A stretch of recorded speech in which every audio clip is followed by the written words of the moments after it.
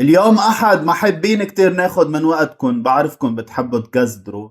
بس هيك خبر على الهامش: في شهيد بياطر، مواطن لبناني قتله العدو بنيامين نتنياهو وهو عم بسوق سيارته بياطر، وبعد كم دقيقة بس ضرب دراجة نارية هذا العدو، وصار عنا شهيد تاني كمان بياطر.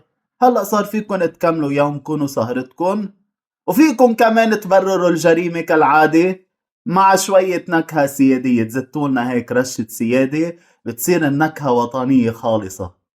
للأسف هيدا اللي عم يصير بجنوبنا، واللي البعض بيعتبر حاله غير معني وغير مهتم، لا بل يبرر ما يحدث من انتهاكات ومن جرائم. تحية لأهلنا بياطر وتعازينا، وكل لبناني سيادة حقيقي ما ممكن ما يحس حاله إلا معني بالجريمتين اللي صارا اليوم بياطر، بجنوب لبنان، بكل لبنان. عبد الله بعلبكي، من كل لبنان، إلى اللقاء.